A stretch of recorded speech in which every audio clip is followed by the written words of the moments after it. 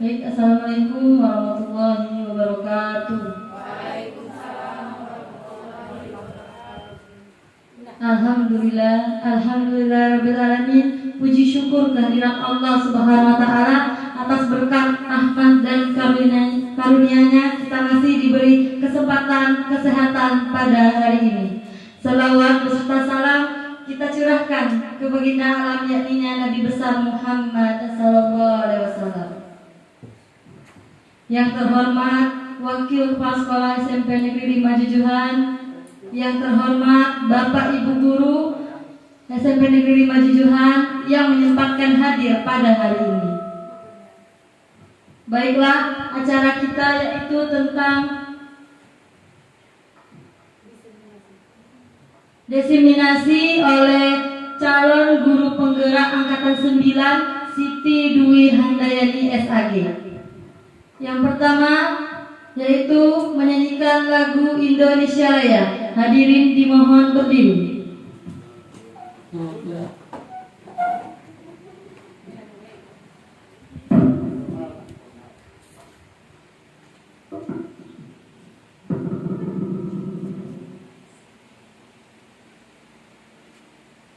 Hiduplah Indonesia Raya, Indonesia.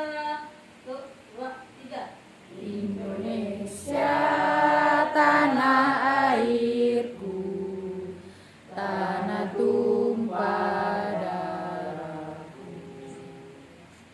Di sanalah aku berdiri, jadi pandu ibuku.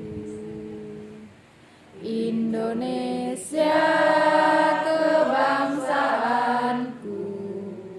bangsa dan tanah airku, marilah kita berseru, Indonesia bersatu. Hiduplah tanahku, hiduplah negeriku, bangsaku, rakyatku semuanya. Bangunlah jiwanya, bangunlah badannya untuk Indonesia Raya. Indonesia Raya, merdeka, merdeka, tanahku, negeriku yang ku cinta. Indonesia Raya, merdeka, merdeka, hiduplah Indonesia Raya. Indonesia Raya, merdeka, merdeka, tanahku, negeriku yang ku cinta. Indonesia Raya, merdeka, merdeka, hiduplah Indonesia Raya. Hadirin dimohon duduk kembali.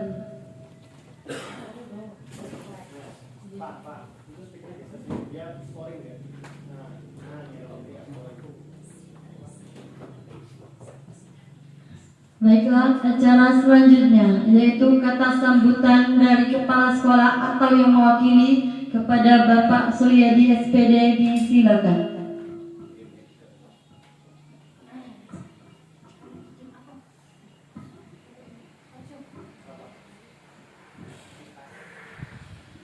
Bismillahirrahmanirrahim. Assalamualaikum warahmatullahi wabarakatuh. Waalaikumsalam warahmatullahi wabarakatuh.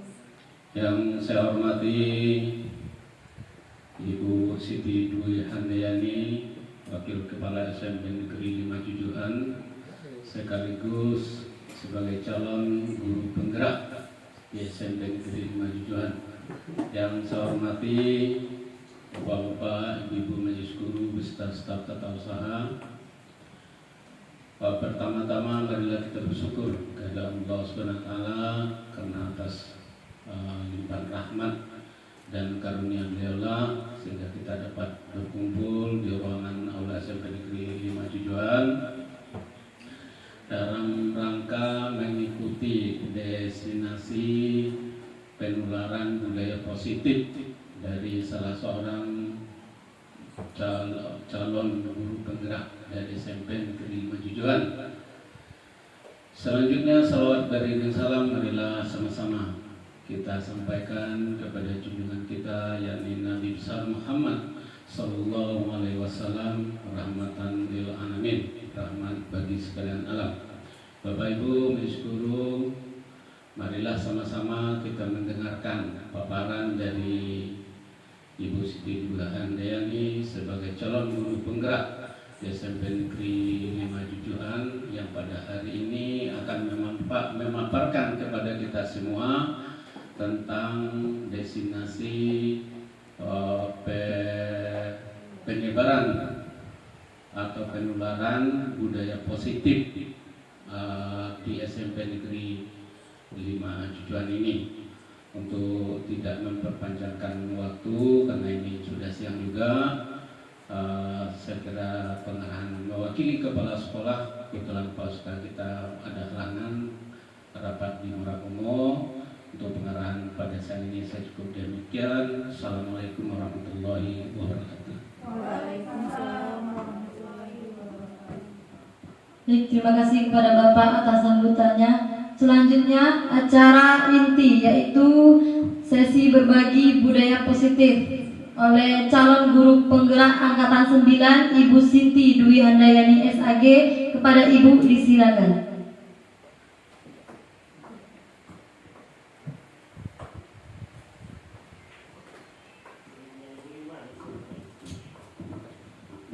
Bismillahirrahmanirrahim. Assalamualaikum warahmatullahi wabarakatuh. Syukur alhamdulillah berkat rahmat Allah Subhanahu wa taala sehingga kita masih diberikan kesehatan dan kesempatan untuk melaksanakan rutinitas kita sehari-hari sebagai seorang pendidik.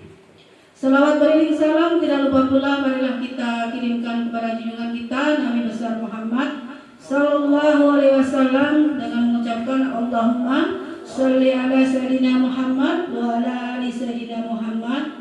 Semoga di yaumil akhir nanti kita akan mendapatkan syafaat beliau. Amin amin ya rabbal alamin. Yang saya hormati Bapak Ibu guru, majelis guru beserta staf tata usaha SMP Negeri 5 Jujuan. Pertama kali saya mengucapkan terima kasih kepada Bapak Ibu semua yang telah meluangkan waktu untuk menghadiri acara diseminasi budaya positif sebagai tugas modul 1.4, yaitu saya sebagai calon guru penggerak angkatan 9. Baiklah, di sini saya akan memaparkan tentang budaya positif di sekolah kita. Mudah-mudahan nanti dapat kita terapkan karena kita sebagai warga sekolah dapat menerapkan budaya positif tersebut. Sebelum kita memulai acara, marilah kita ice breaking dulu ya Bapak Ibu supaya kita tidak tegang ya. Karena acara sudah siang, kita juga marilah kita ice breaking. Silakan Bapak Ibu berdiri dan menghadap ke sana Bapak Ibu.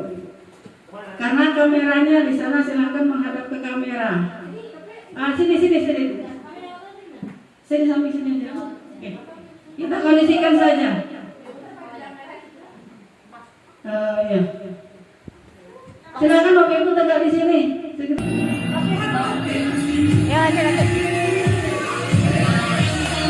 Aram sam sam kuli kuli kuli kuli kuli ram sam sam aram sam sam aram sam sam kuli kuli kuli kuli kuli ram sam sam agami kuli kuli kuli kuli kuli ram sam sam agami kuli kuli kuli kuli ram sam sam.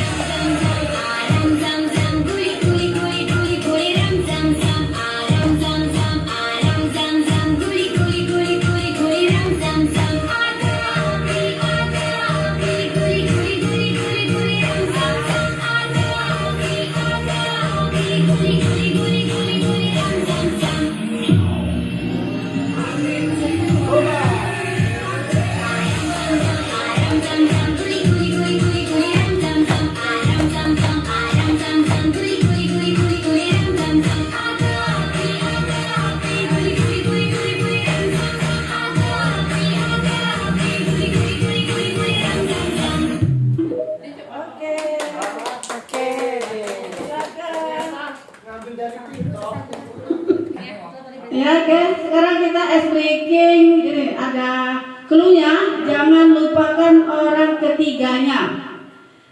Konsentrasi ya. Orang pertamanya Pak Suryadi, orang keduanya Pak Johan Rifai Tampati, orang ketiganya siapa?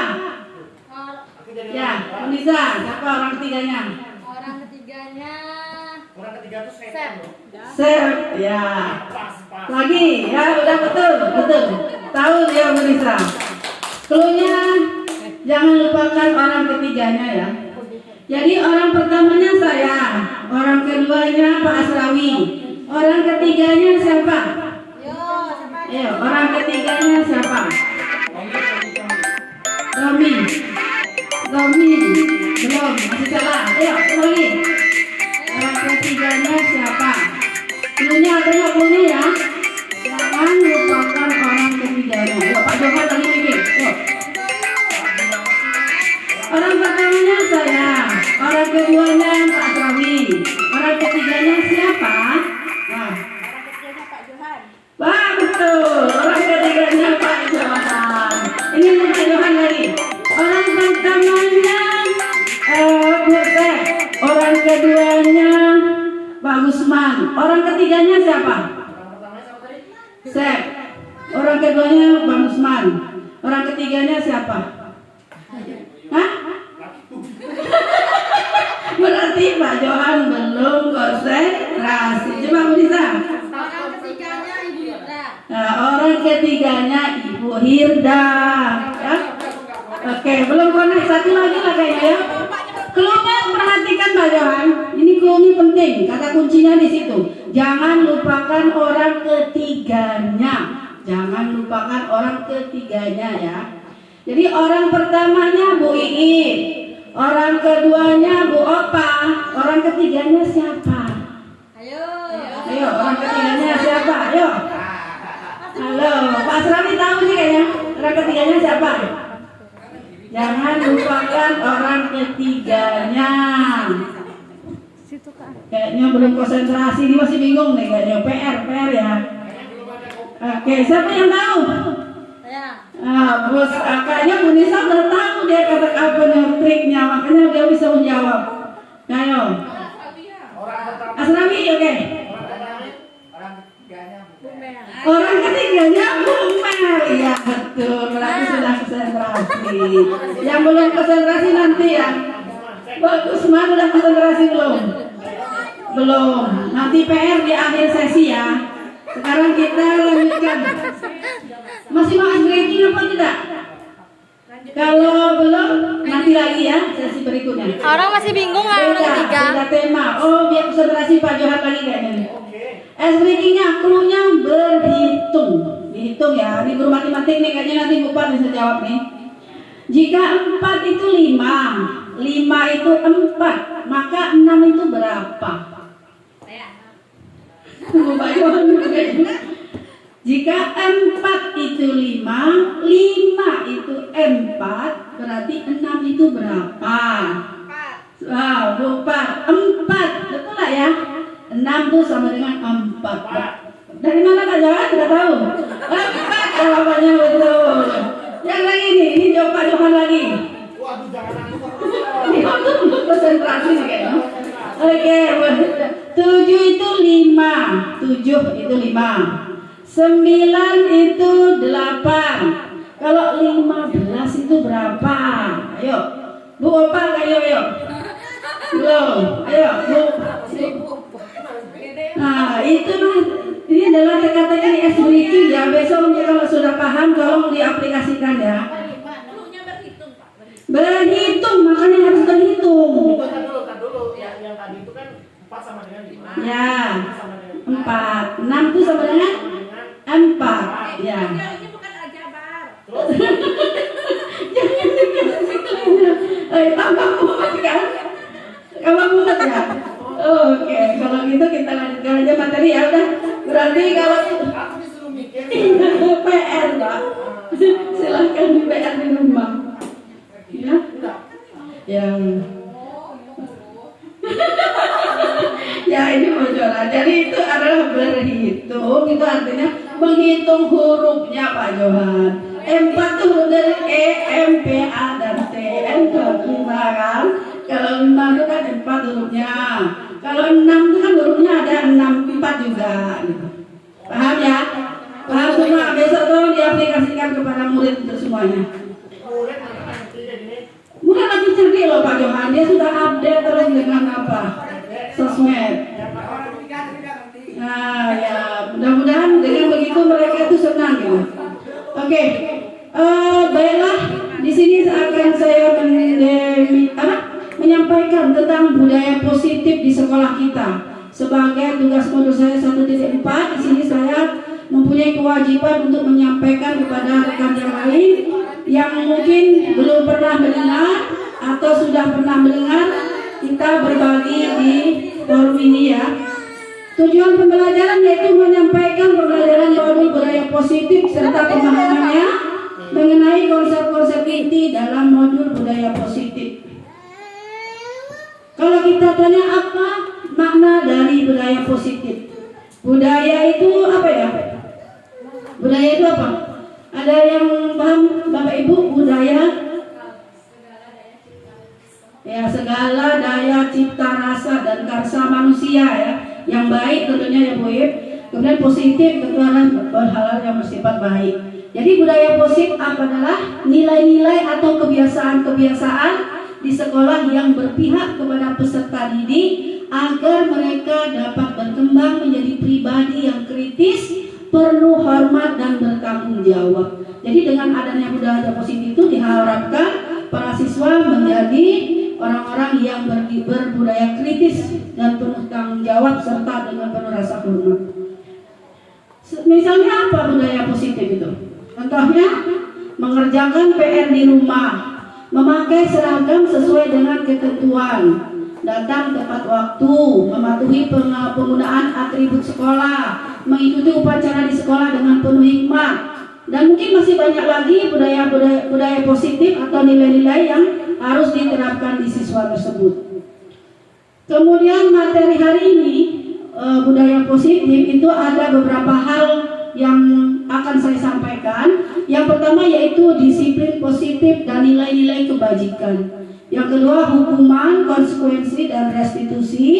Yang ketiga teori motivasi manusia. Yang keempat keyakinan kelas. Yang kelima kebutuhan dasar manusia.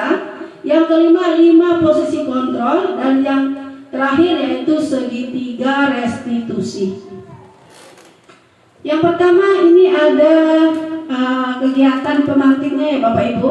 Silahkan berhadapan antara 2 orang, Pak Suryadi sama Pak Johan, Pak Gusman sama Pak Rawi, Bu Sep sama berteman ya. Jadi yang satu orang itu menggenggam, tangannya dikepalkan seolah-olah kita memegang sesuatu benda yang sangat berharga, yang sangat penting sehingga dia itu tidak ingin orang lain mengetahuinya. Begitu pentingnya, jadi dia itu menggenggam dengan sekuat tenaga. Kemudian yang B itu mencoba untuk membuka, berusaha bagaimana caranya agar si A tadi mau membuka, boleh dengan bujukan, rayuan, paksaan dan lain sebagainya. Silahkan coba Bapak Ibu, kira-kira nanti bagaimana hasilnya? Coba Pak Sur sama Pak Johan dulu coba. Pak Johan, Pak Sur menggenggam, kemudian Pak Johan berusaha bagaimana caranya biar Pak Sur itu mau membukanya. Ayo, silakan. Tangannya dulu Pak. Seolah di tangannya itu ada benda yang sangat berharga ya. Karena mencoba merayu Pak Sur supaya Pak Sur itu mau membuka. Ayo cepat. Ya, merayu boleh, membujuk boleh. Ayo. Ayo Bu Iip, praktekkan masing-masing. Nanti ada pertanyaan selanjutnya. Kira-kira mau membuka nggak lawannya tuh? Berhasil nggak kira-kira Bapak Ibu membujuk kawan Bapak itu untuk membuka? Coba Pak. Silakan. Silakan Pak. Ibu. Silakan. Satu merayu ya Bu. Ya. Merayu. Misalnya buka lah Bu Sep, buka lah, nanti saya kasih uang ya gitu.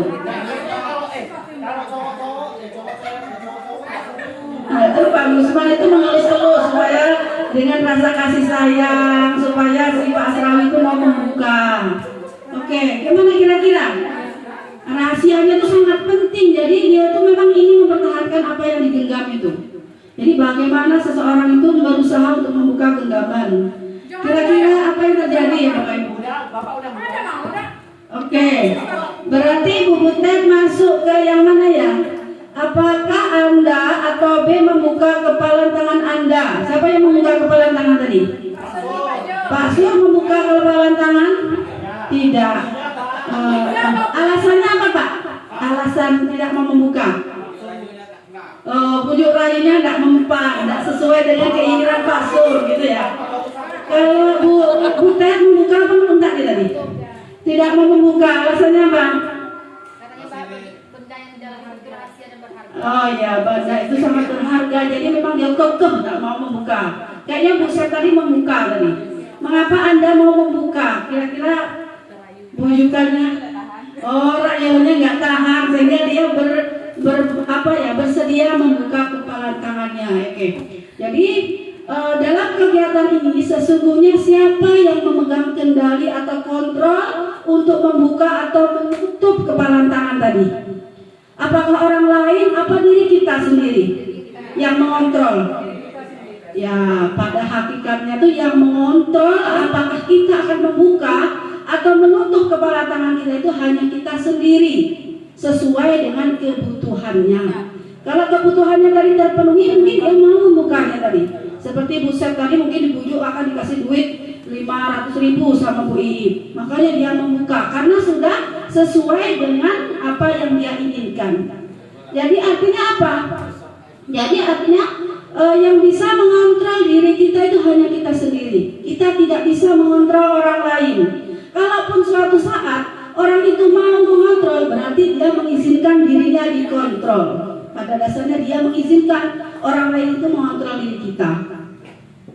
Oke, jadi ini ada perubahan paradigma belajar dari paradigma teori kontrol atau ilustrasi kontrol oleh William Glasser. Pertama, ilusi. Selama ini kita berilusi bahwa guru itu bisa mengontrol murid. Kita mengontrol murid, menguasai murid, mengarahkan murid apa yang kita hendaki. Padahal murid itu tidak bisa kita kontrol karena mereka lah yang akan mengontrol. Maka apakah dia mau mengerjakan PR atau tidak, tergantung kepada kebutuhan dia itu terpenuhi apa tidak. Yang kedua, ilusi bahwa semua penguatan positif efektif dan bermanfaat. Yang ketiga, ilusi bahwa kritik dan membuat orang bersalah itu dapat menguatkan karakter. Kadang kita menasihati murid dengan membuat mereka nanti bersalah, merasa bersalah. Kamu kok berbuat seperti ini sih? Apakah kamu tidak kasihan sama orang tuamu? Gitu.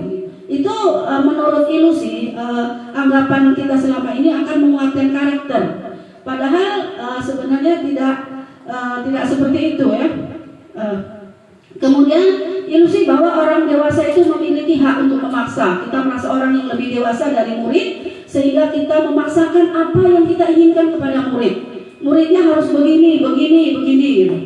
Tidak, kita tidak menimbulkan bagaimana mereka itu bisa melakukan dengan apa yang mereka inginkan atau kebebasan mereka. Seperti yang di filosofi Ki Hajar Dewantara bahwa mereka itu membutuhkan kebebasan. Bagaimana kita merdeka, kurikulum merdeka, mereka bermerdeka. Dalam artian merdeka itu apa? Melaksanakan apa yang dia yakini, kebenaran-kebenaran yang mereka yakini tersebut. Kemudian siapa yang punya kontrol atas diri kita? Sudah saya sebutkan tadi bahwa kita sendiri yang memegang kontrol atas kepala tangan kita, segala sesuatu sesuai dengan kebutuhan dasar kita. Nanti kita akan juga membahas kebutuhan dasar manusia itu apa saja.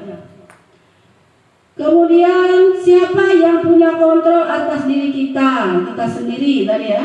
Kemudian ini ada perbedaan stimulus respon dan teori kontrol. Jadi selama ini kita memakai stimulus respon. Yaitu apa yang dalam apa yang membedakan stimulus respon dan teori kontrol. Dalam stimulus respon itu realitas kebutuhan kita ini sama. kita menganggap bahwa kebutuhan kita ini sama, kita menyamakan persepsi. Murid kita ajak mempunyai persepsi yang sama, padahal semua orang itu mempunyai gambaran yang berbeda sesuai dengan teori kontrol bahwa kebutuhan kita ini ternyata berbeda-beda. Kemudian semua orang melihat yang sama kalau dia teori kontrol. Jadi sekarang yang diharapkan itu yang di teori kontrol ya, yang diharapkan di pembelajaran sekarang, setiap orang itu ternyata memiliki gambaran yang berbeda. Kemudian kita mencoba mengubah orang agar berpandangan sama dengan kita. Itu tadi kita sering memaksa murid tadi agar mempunyai pandangan yang sama dengan apa yang kita inginkan. Kita menerangkan segala macam dalam pembelajaran supaya anak itu mengerti, seperti ini, seharusnya seperti ini gitu. Seharusnya bagaimana kita berusaha memahami pandangan orang lain tentang dunia. Kemudian perilaku buruk dilihat suatu kesalahan. Di dalam teori kontrol semua perilaku itu memiliki tujuan. Jadi pada dasarnya semua orang melakukan perilaku itu ada tujuannya. Mungkin anak bertingkah seperti ini, sering keluar masuk, itu tujuannya untuk apa? Berarti kebutuhan dasarnya mungkin tidak terpenuhi. Kemudian orang lain bisa mengontrol saya. Selama ini kita selalu senang kalau bisa mengontrol murid, merasa berhasil gitu ya. Kita anak kita sudah nurut sama kita, sudah nurut mengerti apa saja yang kita perintahkan dia melakukan. Berarti kita merasa menang gitu. Saya hanya bisa mengontrol diri Anda, hanya Anda yang bisa mengontrol diri Anda. Jadi dari inilah kita bisa berpijak bagaimana kita akan menimbulkan motivasi kepada siswa agar mereka bisa mengontrol dirinya. Kemudian saya bisa mengontrol orang lain. Adakah Bapak Ibu selama ini menganggap bahwa saya bisa mengontrol orang gitu? Kepala sekolah bisa mengontrol guru gitu. Guru harus datang jam 7.30 gitu. Apakah itu dia merasa saya sebagai guru bisa mengontrol murid sudah tepat waktu semua datangnya gitu. Kemudian kalau teori kontrol, Anda tidak bisa mengontrol orang lain. Yang mengontrol mereka sendiri, apakah dia akan masuk tepat waktu atau tidak, dialah yang menentukan, bukan kita. Kemudian pemaksaan pada saat bujukan gagal. Kemudian kolaborasi dan konsensus menciptakan pilihan-pilihan baru dalam teori kontrol. Kemudian model berpikir menang kalah. Kita kalau merasa bisa mengontrol murid itu merasa menang. Kemudian murid seperti pihak yang dikalahkan. Kalau dalam teori kontrol tidak ada, kita menang sama menang. Siswa merasa senang, kita guru juga merasa senang. Yang diharapkan dari teori kontrol tadi. Baiklah, yang kedua yang kita bahas yaitu tentang apa itu disiplin. Disiplin itu dalam pemikiran kita mungkin ada yang patuh, teratur disiplinmu, ketidaknyamanan, atau bahkan hukuman. Karena kalau ada kalimat, apakah hukuman itu dapat mendisiplinkan siswa? Bagaimana pendapat Bapak? Bisa jadi, oke. Menurut Pak Johan, apakah disiplin itu bisa mendisiplinkan siswa? Apakah hukuman bisa mendisiplinkan siswa? Menurut Pak Johan yang Anda pahami. Kalau menurut saya ya, kalau hukuman itu ada tetap pengaruhnya seperti yang Ya pasti. Cuman kalau sekarang yang sekarang itu kan Iya. hukuman itu kan bukan lagi sebagai karena hukuman itu jatuhnya. Tiga. Nah. Pertanyaan tadi, apakah hukuman dapat mendisiplinkan siswa? Ini menurut Pak Johan.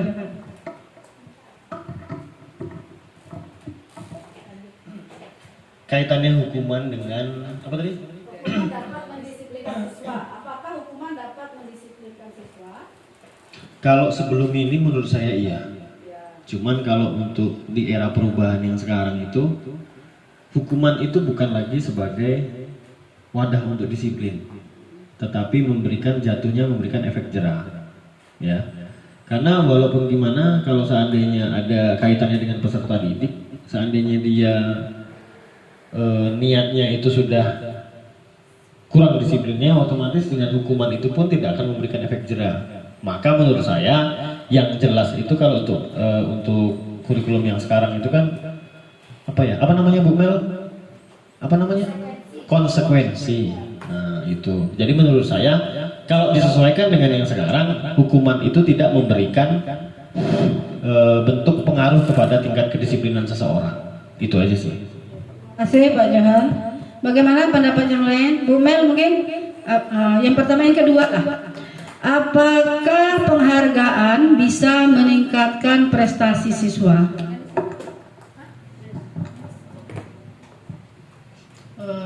Baik, penghargaan dapat meningkatkan prestasi siswa gitu ya Bu ya. Sebenarnya kalau kita posisi kita sebagai seorang siswa, tentu kita membutuhkan penghargaan agar usaha kita dalam mendapatkan hasil belajar atau nilai yang lebih baik itu menjadi kebanggaan bagi kita mungkin ya.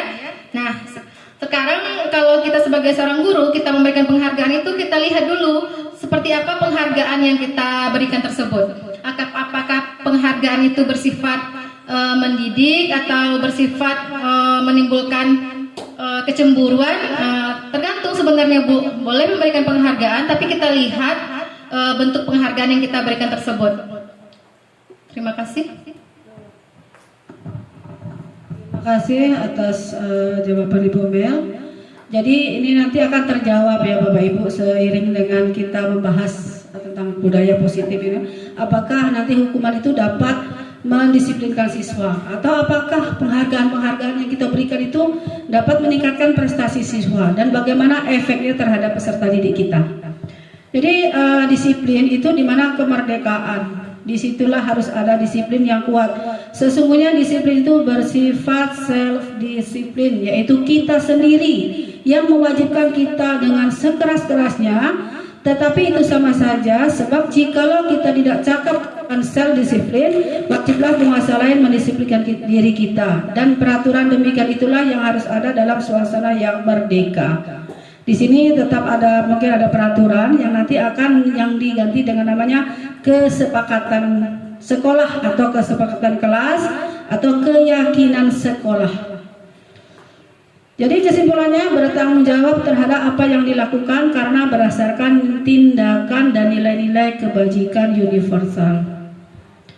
Di sini tadi sudah disebutkan nilai-nilai kebajikan sifat, yaitu sifat-sifat positif manusia yang merupakan tujuan mulia yang ingin dicapai setiap individu. Jadi yang dimaksud dengan nilai-nilai kebajikan universal, nilai-nilai kebaikan yang sebagai manusia. Kalau di dalam kurikulum Merdeka itu terdapat dalam tujuan kita, yaitu nilai-nilai profil pelajar Pancasila, yaitu 6 dimensi yang sudah tidak asing lagi bagi kita, sudah hafal semua, ya, yaitu beriman dan bertakwa kepada Tuhan Yang Maha Esa dan berakhlak mulia, gotong royong, mandiri, kreatif, bernalar kritis, dan berkebinekaan global. Jadi ini adalah tujuan kita, agar peserta didik itu mempunyai profil pelajar Pancasila yang seperti diamanatkan dalam kurikulum Merdeka ini ya Bapak Ibu. Kemudian, pernahkah kita berbicara seperti ini? Awas ya, kalau dilakukan lagi nanti awas kamu, sedikit awas ya. Lakukan apa yang saya katakan. Apakah hal ini sesuai yang ingin kamu lakukan? Apakah kita sering mengucapkan hal seperti ini? Iya, saya sendiri juga sering melakukan hal ini ya.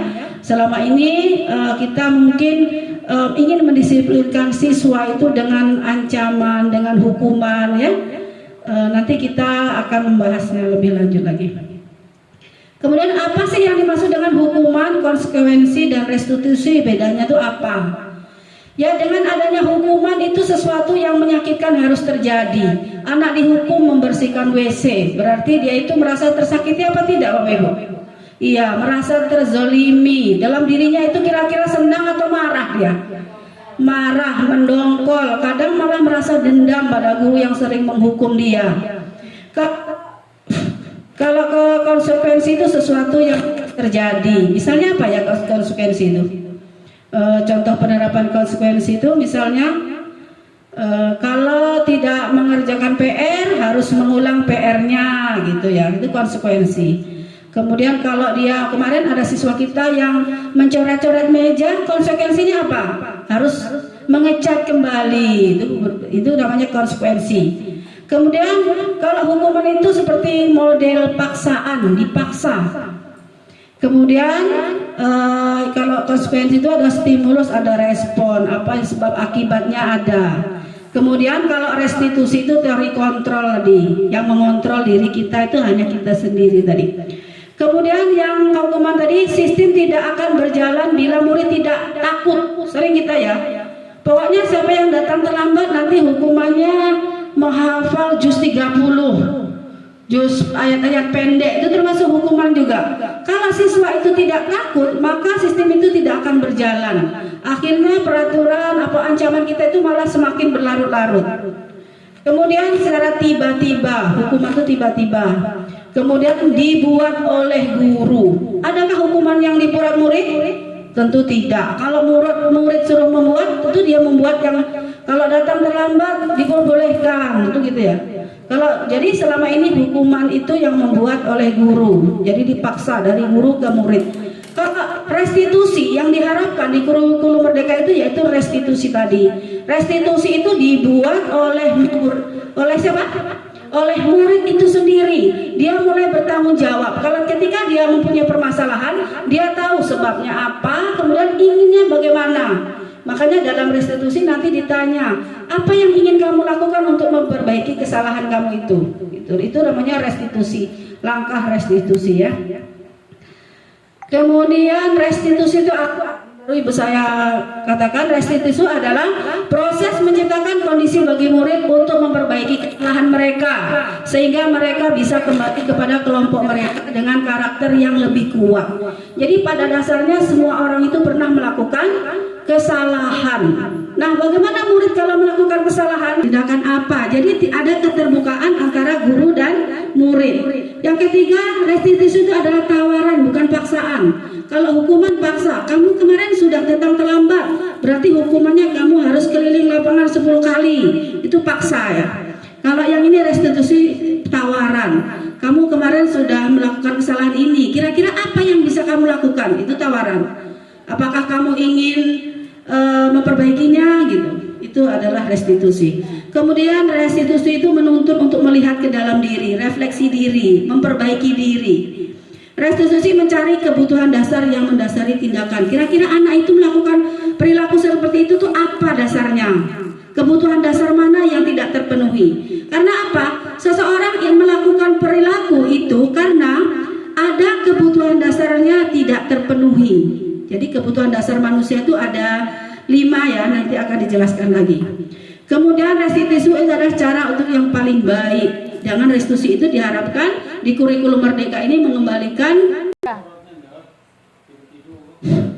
Sekarang saya akan membahas 3 motivasi perilaku manusia. Ini sangat penting ya, important, sangat penting untuk kita bahas ini.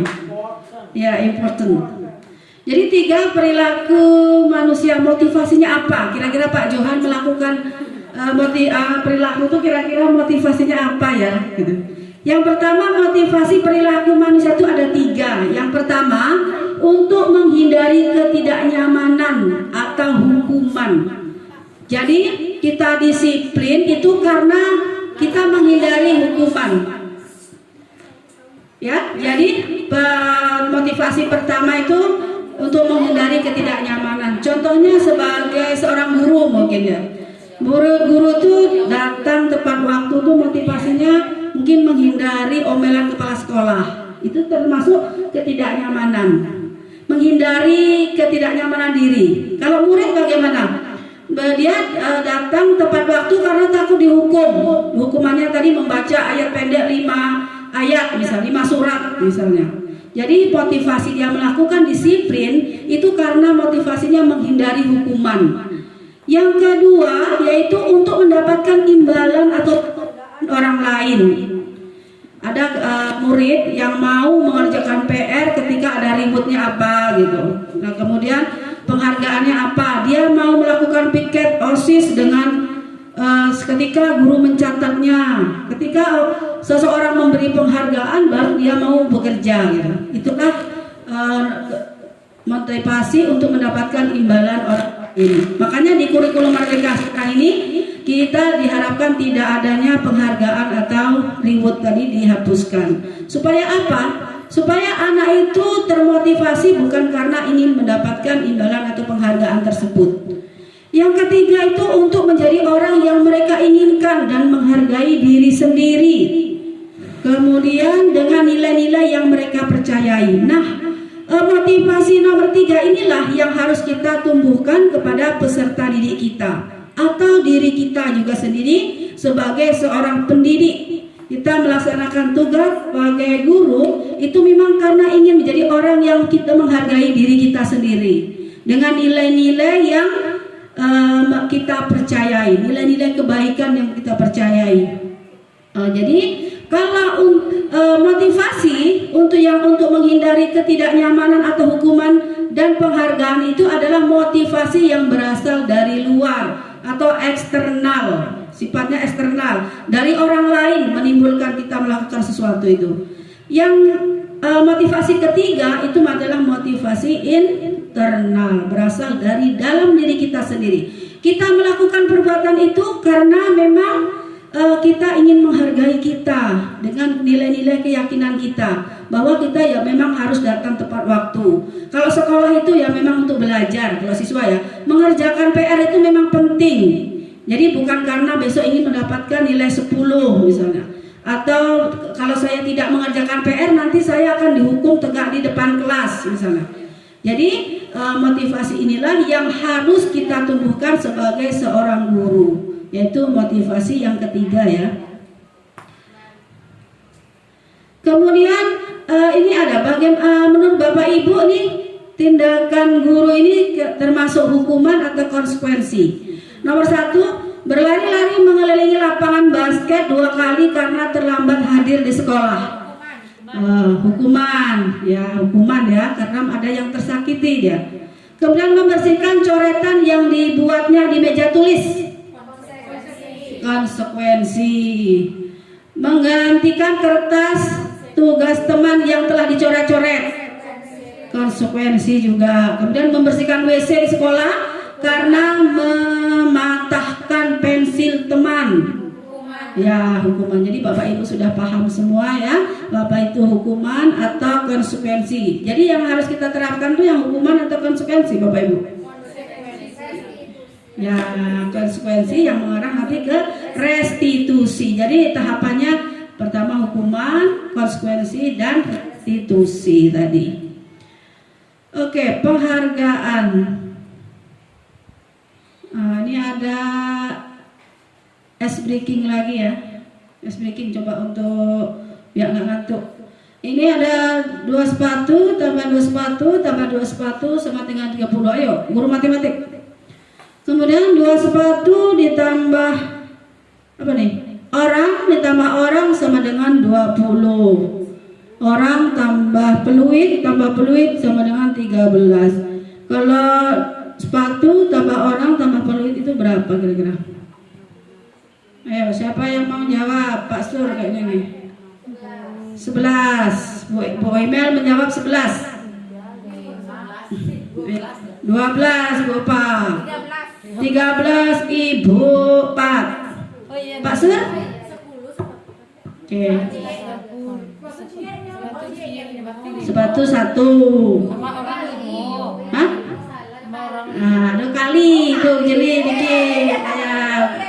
Oke, berarti sepatu itu berapa sih Bu? 10, sepasang 10. Itu 2 sepatu per 1 sepatu itu? 1 berarti 5. Orangnya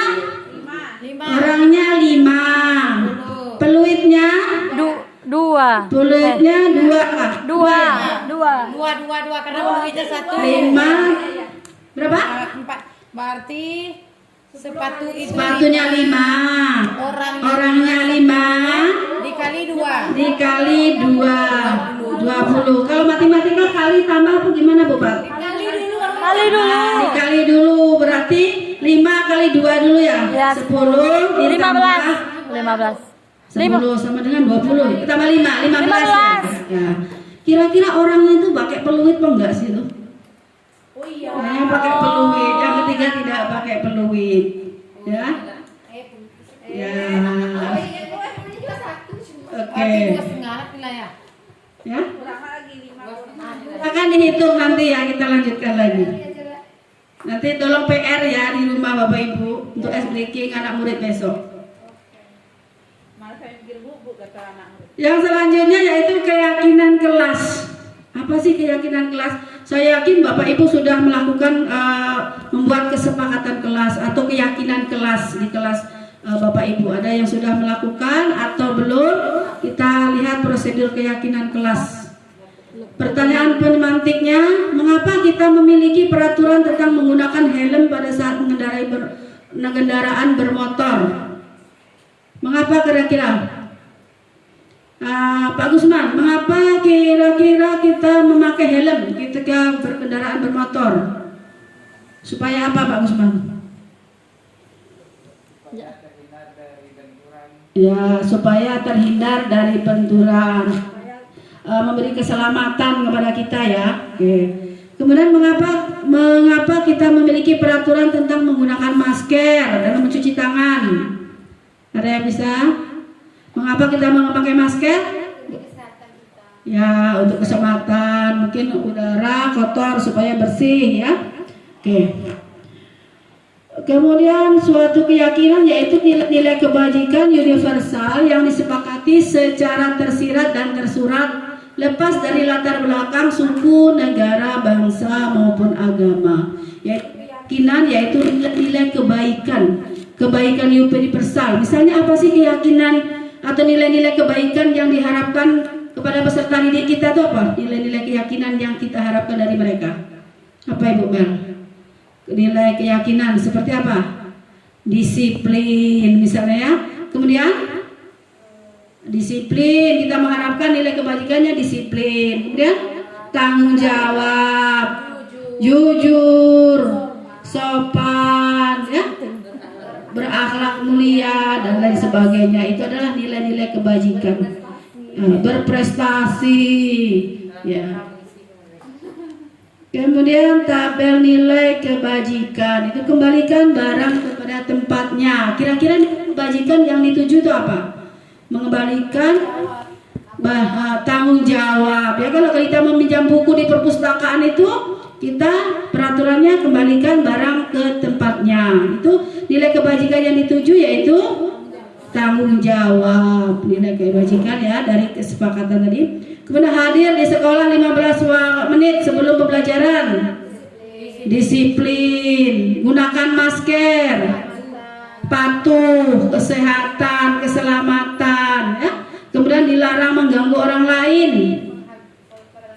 Toleransi, saling menghargai, menghormati dan lain sebagainya. Ini prosedur pembuatan keyakinan kelas. Macam Bapak Ibu yang belum membuat keyakinan atau kesepakatan kelas, itu di kurikulum Merdeka diharapkan dapat membuatnya ya. Yang pertama adalah tahapnya curah pendapat anggota sekelas. Jadi semua kelas diberikan kebebasan untuk menuliskan kira-kira apa ya yang peraturan kelas yang harus diterapkan agar kelas ini sesuai dengan keinginan mereka. Ya, jadi biasanya kita menggunakan kertas apa itu namanya Bu Ip? Stick note. Kita beri satu persatu semua nulis. Semua ada yang misalnya tidak boleh datang terlambat, tidak boleh mengganggu teman, tidak boleh merokok, tidak boleh apa lagi misalnya? Harus piket kelas harus bersih gitu ya. Semua siswa diberikan stick note untuk menulis pendapatnya. Kemudian mencatat semuanya di depan kelas, diurutkan semuanya. Kemudian diseleksi ya, kira-kira ada yang double apa tidak. Kalau double jadikan satu saja. Kemudian selangkah selanjutnya yaitu mengganti. Kalau ada kalimat negatif harus kita ganti ke dalam kalimat positif. Misalnya tidak boleh terlambat. Ya, diganti dengan datang tepat waktu. Tidak boleh mengganggu teman. Boleh. Ya, boleh diganti dengan menghargai orang lain ya.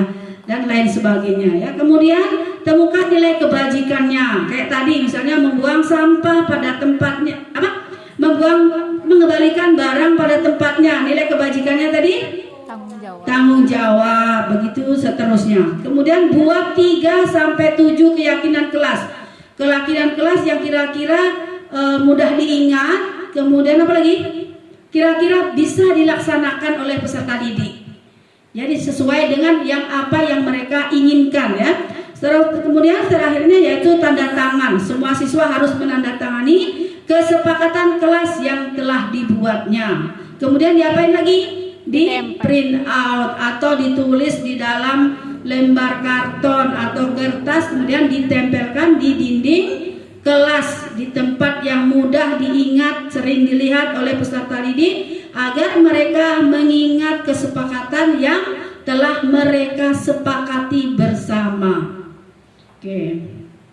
Ini contoh keyakinan kelas 9A ya, sudah dibuat seperti ini, ditempel di depan kelas supaya si peserta didik mengingatnya. Kemudian langsung saja kebutuhan dasar manusia. Sekarang kita akan membahas 5 kebutuhan dasar manusia. Seluruh tindakan manusia memiliki tujuan tertentu. Kita harus mengingat bahwa semua manusia itu berperilaku karena mempunyai tujuan. Apa sih kebutuhan dasar manusia itu apa saja? Ada yang masih ingat apa kebutuhan? Ingin dicintai, kebutuhan dasarnya. Apalagi? Ya, boleh. Apa kira-kira kebutuhan dasar manusia itu apa sih? Makan, minum, ya, berpakaian. Nah, ini ya. Jadi 5 kebutuhan dasar manusia itu ada 5. Yang satu pertama bertahan hidup. Yaitu tadi contohnya makan, minum, kesehatan, itu adalah kebutuhan dasar manusia. Kasih sayang dan rasa diterima. Jadi peserta didik itu membutuhkan kasih sayang juga. Kalau di rumah tidak mendapatkan kasih sayang, biasanya dia akan berperilaku bagaimana cara menarik perhatian kita. Jadi sebagai seorang guru itu harus mengetahui apa sih kebutuhan dasar murid kita sehingga murid kita itu berperilaku seperti ini. Kebutuhan dasar yang mana kira-kira yang tidak terpenuhi? Yang ketiga yaitu penguasaan. Penguasaan itu ingin diterima, ingin dihargai gitu ya. Kemudian bisa bergaul dengan orang. Kemudian yang keempat yaitu kebebasan. Dia bebas di sekolah tuh, di sekolah dia bebas mengeluarkan pendapatnya. Bukan berarti bebas keluar masuk kelas maksudnya ya. Tapi mempunyai kebebasan untuk mengeluarkan pendapat-pendapatnya,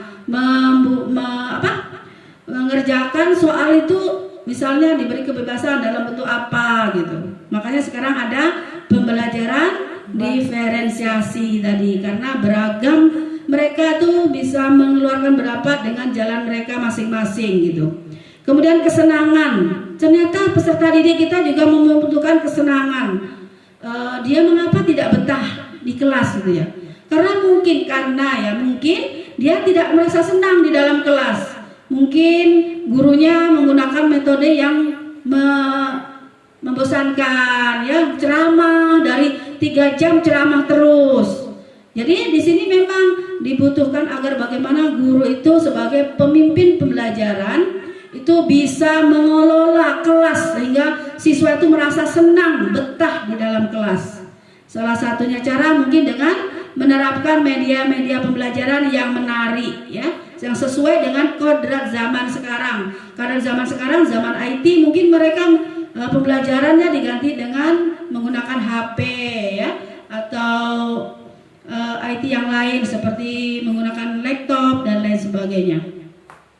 Itu adalah 5 kebutuhan dasar manusia. Jadi jika ada salah satu kebutuhan dasar manusia ini tidak terpenuhi, maka orang tersebut bisa melakukan hal-hal yang negatif.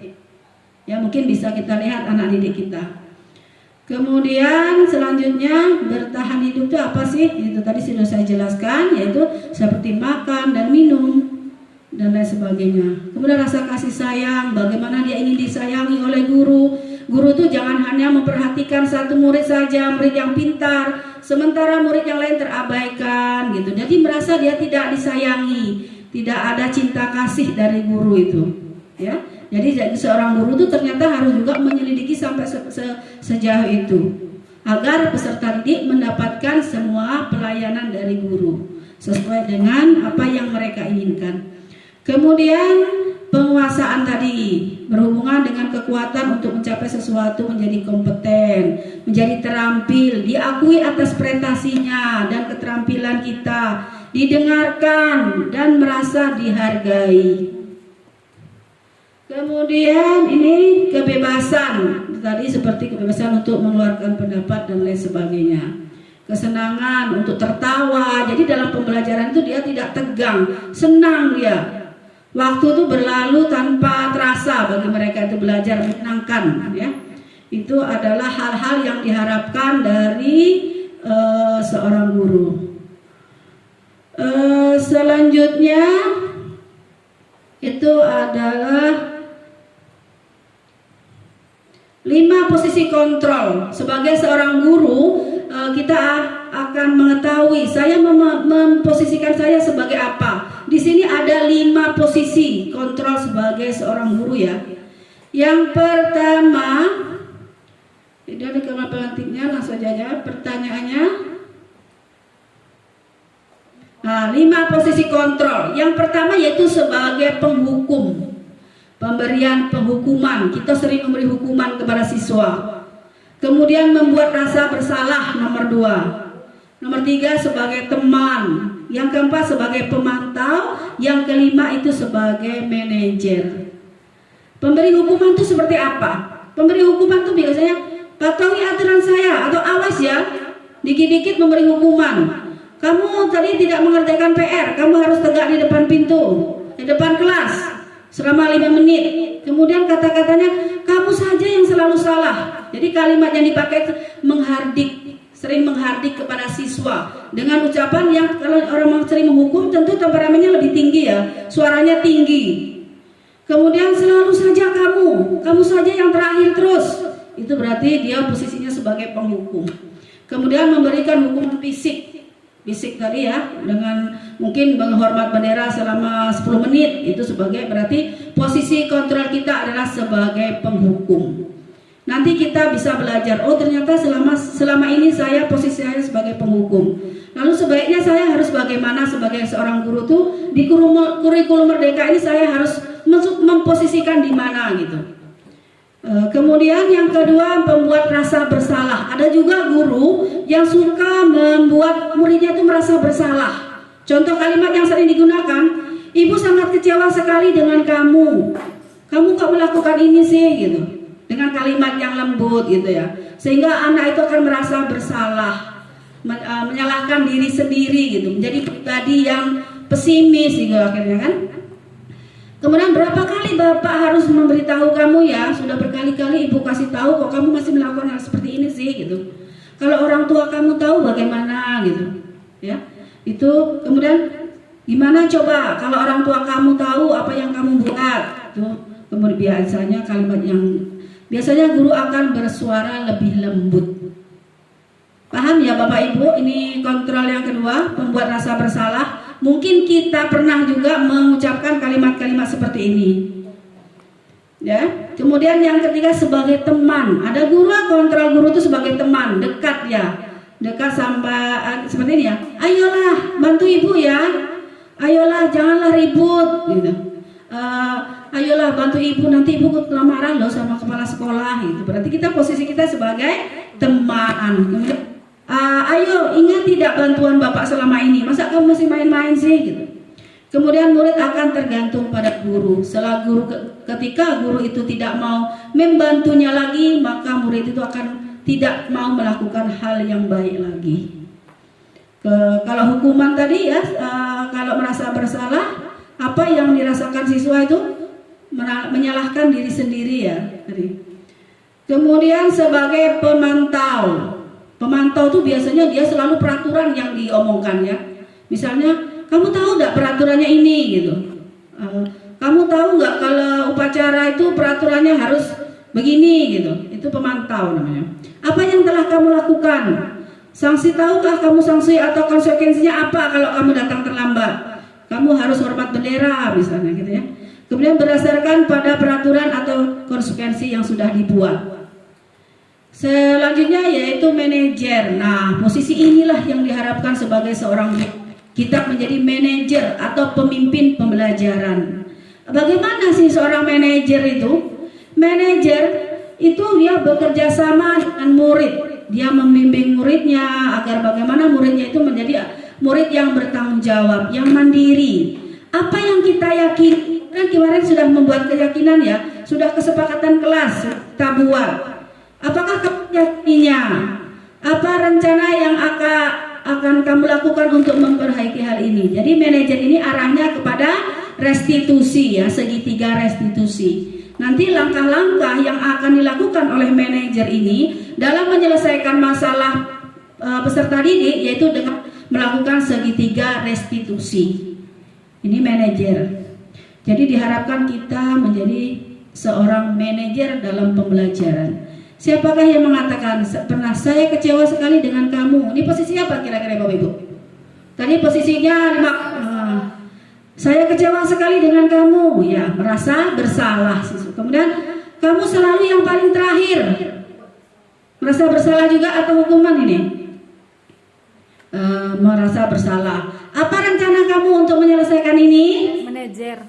Ya manajer atau restitusi ya, posisinya manajer. Ayolah, lakukanlah demi saya ya, sebagai teman.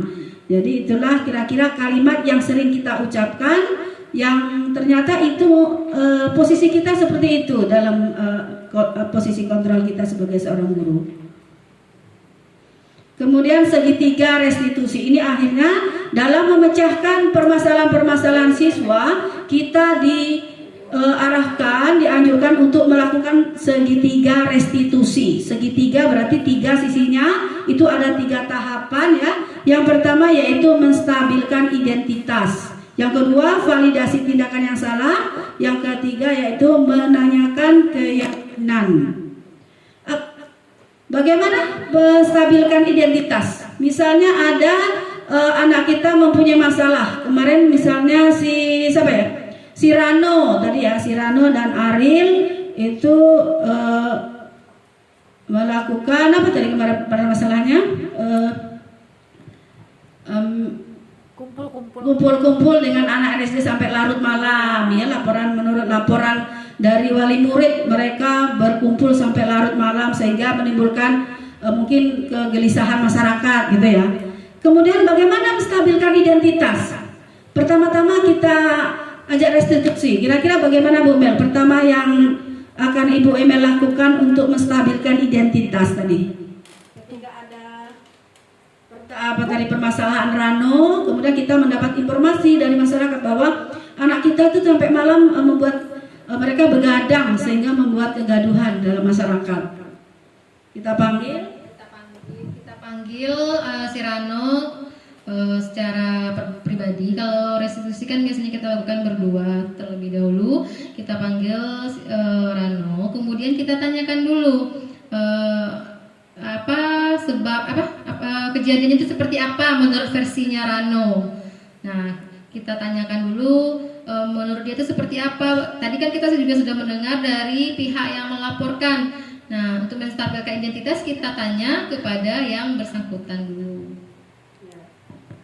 Ya, biasanya kalau sebenarnya kita sudah melakukan segitiga restitusi sebenarnya. Mungkin tapi tahapnya aja yang belum sempurna ya. Setiap ada permasalahan pasti kita panggil siswa, kita tanyakan mengapa bukan gini, seharusnya begini gitu ya biasanya kita. Nah, dalam segitiga restitusi itu langkah kita yaitu menstabilkan identitas dulu. Anak itu harus kita stabilkan dulu agar dia mau mengeluarkan apa sih keinginan dia itu apa. Mengapa dia melakukan tersebut. Jadi kalimat yang bisa kita gunakan misalnya Rano, apakah kamu tahu mengapa ibu panggil ke sini misalnya? Menurut cerita dari masyarakat kamu melakukan hal seperti ini. Apakah itu benar? Dia jawab benar Bu. Maka tindakan menstabilkan kita segini. Orang sebenarnya berbuat salah itu wajar saja. Nah, seperti itu kalimat seperti menstabilkan itu. Semua manusia itu pernah bersalah. Ibu juga sering melakukan kesalahan misalnya gitu ya. Jadi kita merasa empati seolah-olah kita itu berada dalam posisi anak tersebut, sehingga anak itu akan secara terbuka dia nanti mengeluarkan. Oh saya begini Bu gitu. Saya kemarin begini. Jadi dia akan bercerita dengan apa adanya karena dia tidak merasa dihakimi ya. Jadi distabilkan di derajat.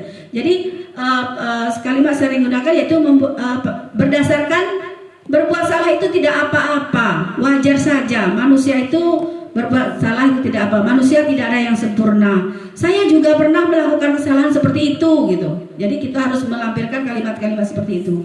Kamu berhak merasa begitu loh gitu. Kalau kamu diganggu orang tentu kamu melawan gitu.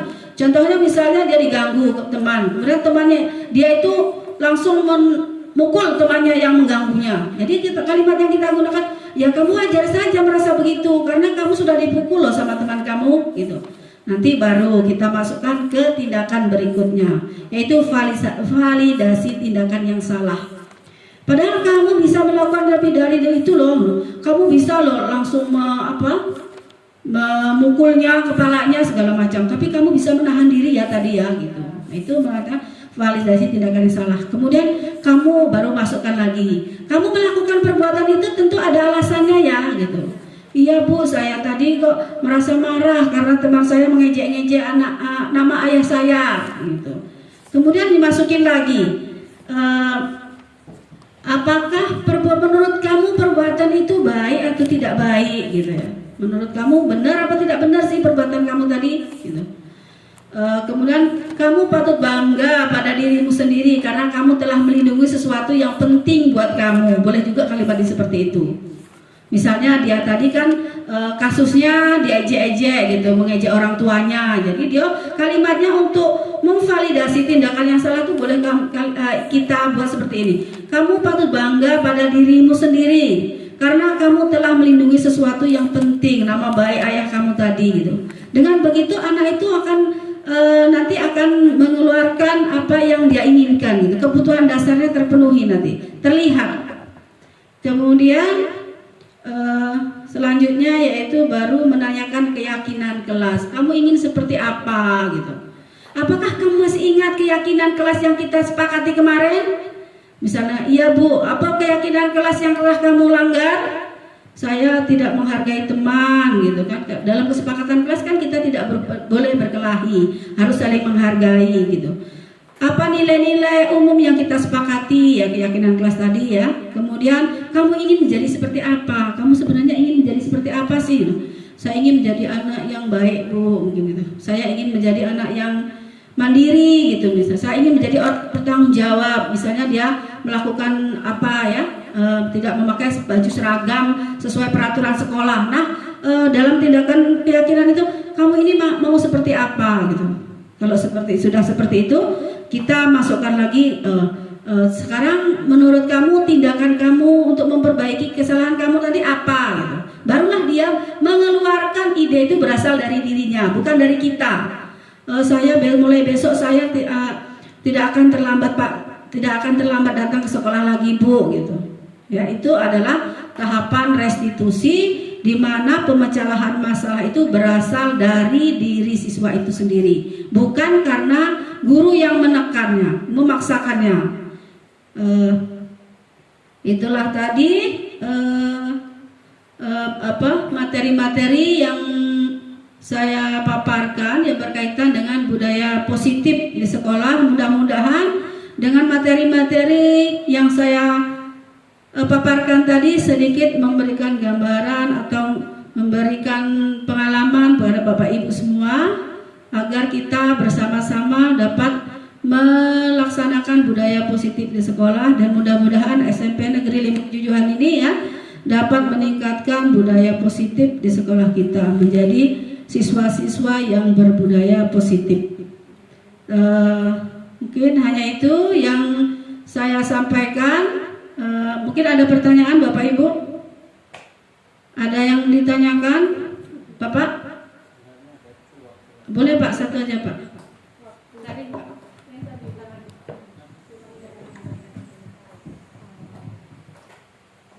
Bu, nanya, kalau jawaban anak-anak kita tidak sesuai dengan seperti yang disampaikan, anak kita kan biasanya ketus jawaban tidak sesuai, gimana mengarahkan? Misalnya masalah apa ya? Bacakan PR Kenapa kamu tidak PR? Maleh Pak. Ya, Pak. Berarti kita itu harus kembali ke kebutuhan dasar apa sih yang tidak terpenuhi dari dia itu tadi Pak. Kebutuhan dasar manusia tadi kan ada mungkin cara penyampaian materi kita atau ada kesenangan dia. Kemudian kebutuhan dasar tadi loh Pak, bisa diterima, kasih sayang. Jadi di dalam menyampaikan itu memang harus penuh kasih sayang gitu. Misalnya dia jawab, mengapa kamu tidak mengerjakan PR? Malih Pak. Jadi gini Pak, dalam restitusinya kita ngajakan dialog sama dia. Jangan langsung kita, nanti kan misalnya hal itu sudah terjadi. Jadi kita panggil lagi nanti person kita berdua Pak. Kita tanya pertama tahapan tadi Pak, yaitu menstabilkan identitas. Mengapa kamu, apakah kamu tahu saya ibu bapak panggil ke sini? Gitu. Tidak Pak. Kemarin kan kamu sudah saya tanya mengerjakan PR, kamu jawabannya begitu. Gitu. Sebenarnya semua orang tuh pernah melakukan kesalahan, pernah malah juga mengerjakan PR. Kita rangsang Pak dia Pak. Kemudian apakah perbuatan itu baik gitu? Lama-lama kalau kita ajak dialog berdua, mungkin dia akan tidak Pak.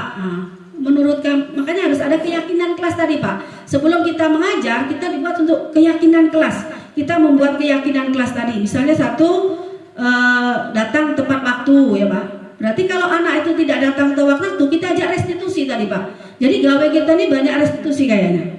Karena pembimbingan personal tadi, mengapa kamu datang terlambat? Mengapa kamu tidak mengerjakan PR? Apakah itu perbuatan yang baik? Apakah sesuai dengan kesepakatan kita?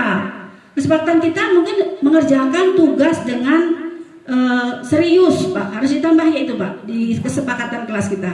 Itu makanya kita semua harus membuat kesepakatan kelas. Kesepakatan kelas itu artinya kesepakatan yang dibuat oleh murid-murid tadi. Semua sepakat ditandatangani tadi. Jadi kalau besok tidak ada situ, apakah kamu masih ingat keyakinan kelas kita? Mas, tidak ingat gitu ya.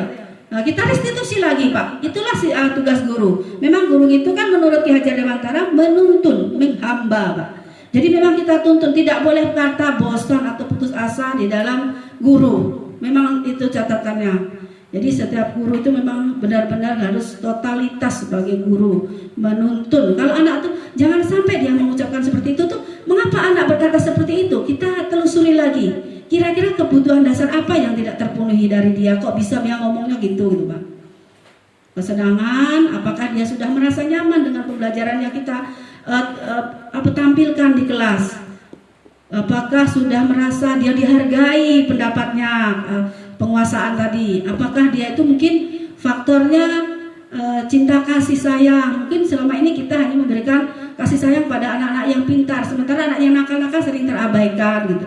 Kemungkinan banyak ya Pak. Jadi kita hanya sebagai guru itu memang harus refleksi diri, makanya di kurikulum Merdeka itu di modul tuh ada refleksi murid dan refleksi guru. Apakah saya mengajar hari ini sudah berhasil?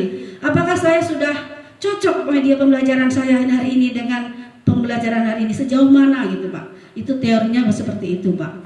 Jadi kita kan belajar dari teori. Jadi mudah-mudahan kita bisa belajar dari teori dan kita menerapkannya dalam pembelajaran itu sendiri. Mungkin hanya itu Pak. Ya mudah-mudahan kita harus bersabar ya Pak. Karena kita tahu memang di sekolah kita ini sekolah yang luar biasa, anak-anaknya luar biasa, dan kita memang orang yang luar biasa, guru-guru yang luar biasa di SMP Negeri 5 Jujuhan ini. Karena kita menghadapi karakter anak yang begitu komplit, dan mudah-mudahan apa yang kita lakukan mendapatkan pahala dari Allah Subhanahu wa taala. Karena innama a'malu binniyat, segala sesuatu itu dibanding pada niat kita. Motivasi internal lagi. Jadi Islam itu sudah mengajarkan motivasi internal yang paling penting. Kita tidak perlu dihukum, kita tidak perlu dihargai, tapi kita melakukan sesuatu itu karena kita yakin dengan nilai-nilai keyakinan yang kita yakini tersebut. Mungkin hanya itu. Ada lagi yang lebih ditanyakan? Sudah paham? Mudah-mudahan ya Pak. Menurut Mbak Mun, katanya kamu mengajar itu tidak perlu mengharapkan anak itu pintar. Nanti keikhlasannya jadi hilang. Jadi kamu laksanakan saja tugasmu sebagai guru. Pintar atau tidak pintar itu urusan Allah. Nah, betul itu Pak, filsafatnya. Balas apa yang perlu diatungi jempol. Jadi kita itu mengajarkan kita sesuai koridor kita, mengajar sesuai dengan tupoksi kita. Itu pintar tidak pintar, berhasil tidak berhasil itu Allah yang akan mengaturnya. Ya Pak. Itu filsafat ya Pak? Ya, filsafat yang memang begitulah. Jadi kita tidak bukan untuk membuat orang tuh pintar gitu. Tapi orang tuh memahami, berkarakter. Kalau sudah berkarakter dia akan pintar sendiri. Oh dia sudah disiplin kok. Dia sudah disiplin menjadi orang yang mengerjakan tugas. Jadi tidak perlu lagi dia lama-lama akan menjadi orang yang pintar sendiri. Mungkin hanya itu diseminasi kita hari ini. Mudah-mudahan bermanfaat bagi kesempatan kita semua. Dan saya akhiri dengan Assalamualaikum warahmatullahi wabarakatuh. Terima kasih kepada Ibu Yani atas materinya. Semoga ilmu yang Ibu sampaikan bermanfaat bagi kami. Amin amin ya robbal alamin. Selanjutnya yaitu penutup. Banyak maaf dari saya. Wassalamualaikum warahmatullahi wabarakatuh.